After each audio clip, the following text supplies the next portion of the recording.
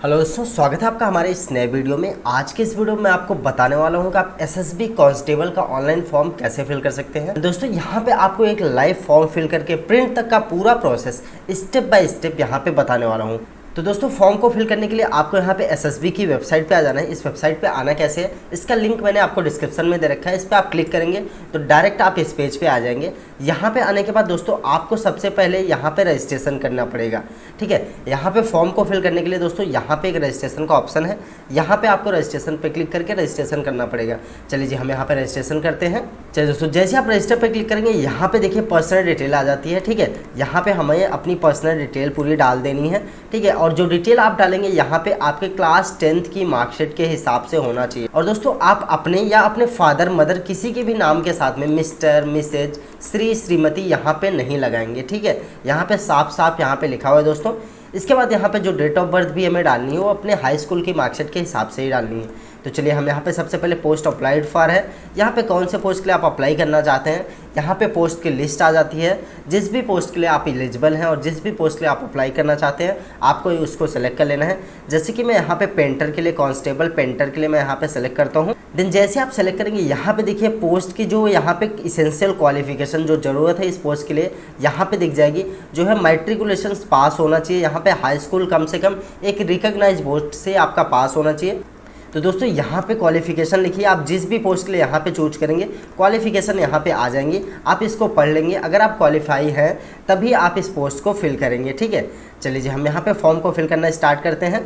तो फॉर्म को फिल करने के लिए दोस्तों यहाँ पे सबसे पहले आपको अपना नाम डालना है। ठीक है, यहाँ पे फर्स्ट नेम, इसके बाद मिडिल नेम एंड सरनेम। अगर आपके नाम में सिर्फ एक ही नाम है, फर्स्ट नेम ही है, तो यहाँ पे आपको जस्ट फर्स्ट नेम डाल देना है। चलिए जी, मैं यहाँ पे नाम डाल देता हूँ। चलिए दोस्तों, नाम को डालने के बाद यहाँ पे आपको अपने फादर का नाम डाल देना है। चलिए जी, मैं फादर का नाम भी यहाँ पे डाल देता हूँ। चलिए दोस्तों, फादर नेम डालने के बाद देन आपको यहाँ पे mother name and date of birth यहाँ पे डाल देना है। चलिए दोस्तों, डेट ऑफ बर्थ डालने के बाद यहाँ पे जेंडर पूछ रहा है। जेंडर पे आपको सेलेक्ट करना है। आप मेल या फीमेल जो भी हैं आपको यहाँ पे सेलेक्ट करना है। ठीक है, इसके बाद दोस्तों यहाँ पे नेशनैलिटी पूछ रहा है। नेशनैलिटी में आपको यहाँ पे इंडियन चूज करना है। ठीक है, अगर आप इंडियन हैं तो इंडियन। इसके बाद यहाँ पे रिलीजन है। रिलीजन में आपको अपना रिलीजन हिंदू, मुस्लिम, सिख, क्रिश्चियन, आप जिस भी रिलीजन से बिलोंग करते हैं आपको अपना रिलीजन यहाँ पे चूज करना है।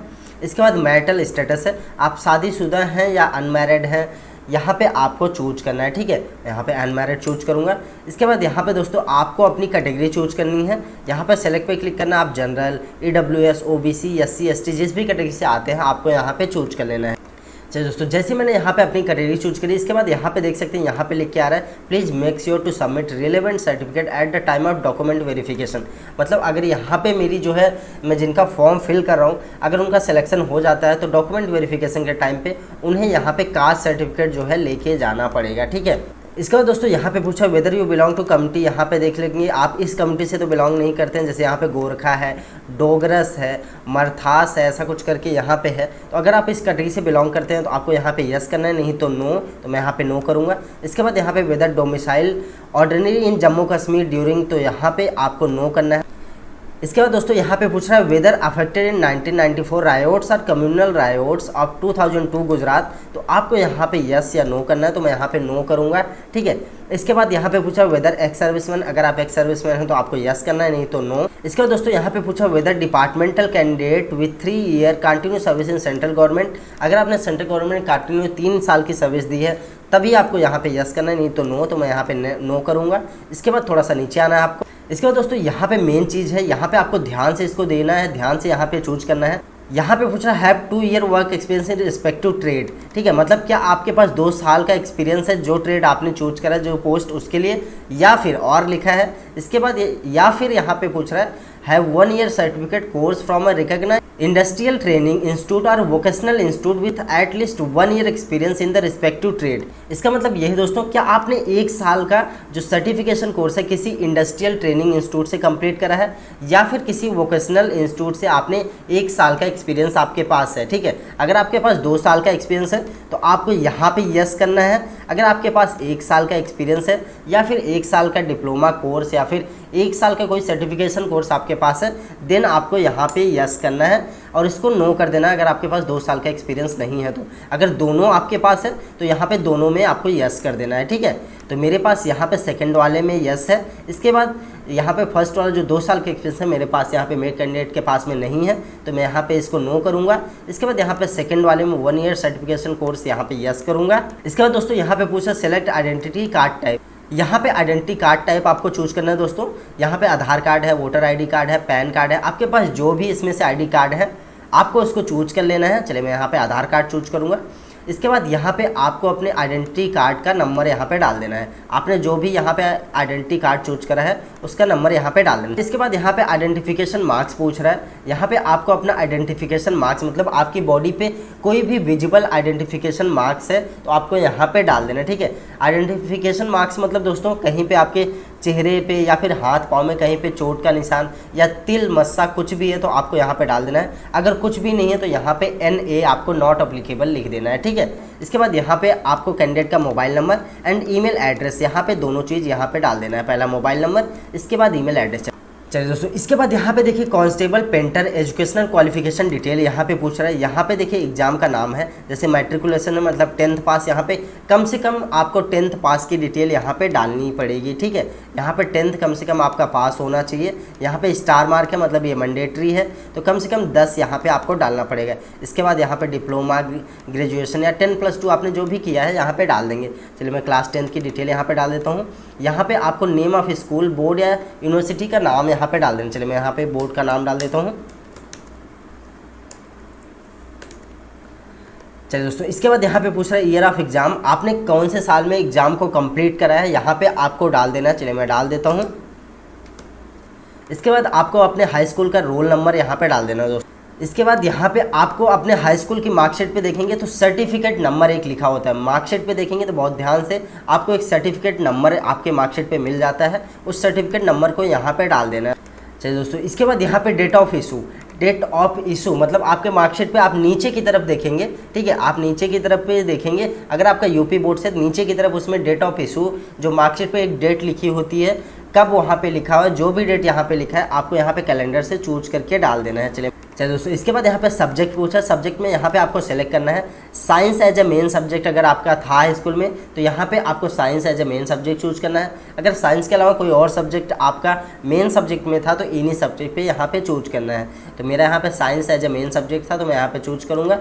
इसके बाद यहाँ पे एग्रीगेट परसेंटेज या फिर यहाँ पे ग्रेड आपका डाल देना है। चलिए यहाँ पे यूपी बोर्ड में परसेंटेज होता है दोस्तों, तो मैं यहाँ पे परसेंटेज में डाल देता हूँ।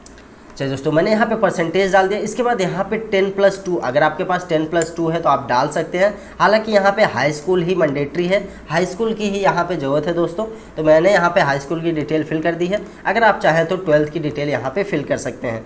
इसके बाद आपको यहाँ पे नेक्स्ट करना है। चलिए दोस्तों जैसे आप नेक्स्ट करेंगे यहाँ पे आप आ जाएंगे एड्रेस डिटेल में। यहाँ पे हमें एड्रेस की डिटेल डालनी है दोस्तों। यहाँ पे सबसे पहले हमें अपना परमानेंट एड्रेस डालना है, इसके बाद कॉरस्पॉन्डेंस एड्रेस यहाँ पे डालना है। तो चलिए मैं यहाँ पे सबसे पहले परमानेंट एड्रेस डाल देता हूँ। यहाँ पे सबसे पहले विलेज टाउन का नाम पूछ रहा है, तो आपको अपने गाँव का नाम यहाँ पे डाल देना है। अगर आप शहर से हैं तो आपको अपने टाउन का नाम यहाँ पे डालना है। इसके बाद दोस्तों यहाँ पे पोस्ट ऑफिस पूछ रहा है, आपको अपना पोस्ट ऑफिस यहाँ पे डालना है, ठीक है। चलिए पोस्ट ऑफिस डाल देते हैं। देन दोस्तों आपको अपना तहसील, यहाँ पे आपको अपना तहसील और पुलिस स्टेशन, तहसील और पुलिस स्टेशन यहाँ पे डाल देना है दोस्तों। इसके बाद आपको अपना स्टेट यहाँ पे चूज करना है, कौन से स्टेट से आप बिलोंग करते हैं आपको यहाँ पे स्टेट चूज कर लेना है, ठीक है। मैं उत्तर प्रदेश चूज करता हूँ। इसके बाद आपका डिस्ट्रिक्ट यहाँ पे आ जाएगा, डिस्ट्रिक्ट की लिस्ट आ जाती है, आपको अपनी डिस्ट्रिक्ट यहाँ पे चूज करना है दोस्तों। देन आपको अपना एरिया का पिन कोड जो होता है, आपके एड्रेस पे जो पिन कोड है आपका एड्रेस का, उसको यहाँ पे डाल देना है। चलिए मैंने यहाँ पे एड्रेस डाल दिया। इसके बाद दोस्तों यहाँ पे पूछ रहा है whether it is the same as permanent address. अगर आपका कॉरस्पॉन्डेंस एड्रेस मतलब आप जहाँ पे रह रहे हो वही आपका कम्युनिकेशन मतलब कॉरस्पॉन्डेंस और परमानेंट एड्रेस दोनों आपका वही है, तो आपको यहाँ पे यस कर देना है। ये एड्रेस जो है ऑटोमेटिक यहाँ पे फिल हो जाएगा जो आपका परमानेंट में यहाँ पे है, ठीक है। अगर आपका परमानेंट और कॉरस्पॉन्डेंस एड्रेस दोनों अलग अलग है दोस्तों, तो आपको यहाँ पे नो पे क्लिक करना है। देन यहाँ पे मैनुअली फिल करना पड़ेगा। तो मेरा सेम है तो मैं यहाँ पे यस पे क्लिक करूँगा। इसके बाद आप देख सकते हैं यहाँ पे सारा एड्रेस दोस्तों हमारा आ गया है। चलिए दोस्तों इसके बाद यहाँ पे आता है डिक्लेरेशन ऑफ क्रिमिनल केसेस। अगर आपके अगेंस्ट में कोई क्रिमिनल केसेस हैं तो आपको यहाँ पे उसका डिक्लेरेशन देना है, ठीक है। यहाँ पे सबसे पहले पूछ रहा है have you ever been debarred by UPSC, SSC और एसपीएससी और any recruitment board from appearing in any exam. इसका मतलब ये है दोस्तों, क्या आप कभी यूपीएससी, एसएससी या फिर एसपीएससी या फिर किसी भी रिक्रूटमेंट बोर्ड के द्वारा आप डिबार्ड किए गए हैं, मतलब आप डिबार किए गए हैं, मतलब रोके गए हैं, प्रतिबंधित किए गए हैं क्या? अगर आप किए गए हैं तो आपको यस करना है, नहीं तो नो। तो मैं यहाँ पे नो करूँ। इसके बाद यहाँ पे पूछ रहा है criminal proceeding detail if any.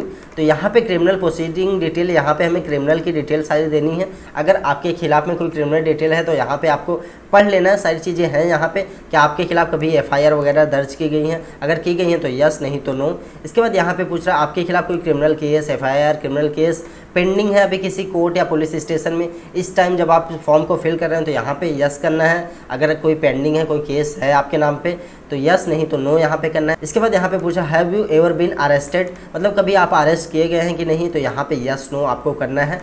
तो दोस्तों इसको आपको देख के यहाँ पे अपने हिसाब से यहाँ पे आपको पढ़ लेना है। तो मेरा कैंडिडेट जो है इन कभी भी किसी भी केस में यहाँ पे नहीं गया है, तो मैं यहाँ पे नो करूँगा। इसके बाद आपको नीचे आना है। चलिए दोस्तों, नीचे आने के बाद यहाँ पे आपको पासवर्ड बनाना है। पासवर्ड जो है मिनिमम 6 कैरेक्टर का होना चाहिए, ठीक है। यहाँ पे चलिए हम एक पासवर्ड बनाते हैं। इसके बाद सेम पासवर्ड आपको यहाँ पे कंफर्म करना है। इसके बाद दोस्तों यहाँ पे आता है डिक्लेरेशन बाय द कैंडिडेट। यहाँ पे हमें डिक्लेयर करना है कि I have applied only for this post, मतलब ये है कि मैंने सिर्फ इस पोस्ट के लिए अप्लाई किया है, कांस्टेबल पेंटर के लिए मैंने यहाँ पे अप्लाई किया है, तो मुझे यहाँ पे चेक मार्क करना है। इसके बाद यहाँ पे चेक मार्क करना है कि मैंने सारी डिटेल जो दी है वो मेरे नॉलेज में एकदम बेस्ट है, तो मैं यहाँ पे चेक मार्क करूँगा। इसके बाद यहाँ पे प्रोसीड पे क्लिक करना है। चलिए जी, जैसे आप प्रोसीड पे क्लिक करेंगे यहाँ पे प्रीव्यू एंड कन्फर्मेशन का पेज आ जाता है। आपको यहाँ पे पूरा प्रीव्यू कर लेना है। अगर आपका यहाँ पे कोई भी मिस्टेक रहेगा तो यहाँ पे देखिए ये जो प्लीज़ वेरीफाई द डिटेल है, इसके ऊपर यहाँ पे रेड कलर में लिख के आएगा कि आपका क्या मिस्टेक है, ठीक है। तो यहाँ पे देखिए मेरा सब कुछ सही है। यहाँ पे मैंने जो भी डिटेल डाली सब कुछ सही है। मैं इसको एक बार मैच कर लेता हूँ। चलिए दोस्तों, यहाँ पे सब कुछ मैच करने के बाद आपको एकदम नीचे आ जाना है। नीचे आने के बाद यहाँ पे आपको डिक्लेयर करना है कि मैं एक ही पोस्ट के लिए अप्लाई कर रहा हूँ, यहाँ पे चेक मार्क करना है, ठीक है। इसके बाद यहाँ पे दोबारा से आपको डिक्लेयर करना है। देन ये जो कैप्चा दिख रहा है, इस कैप्चा को यहाँ पे आपको डाल देना है। कैप्चा को डालने के बाद दोस्तों यहाँ पे आपको एप्लीकेशन को सबमिट एप्लीकेशन पे क्लिक करके सबमिट कर देना।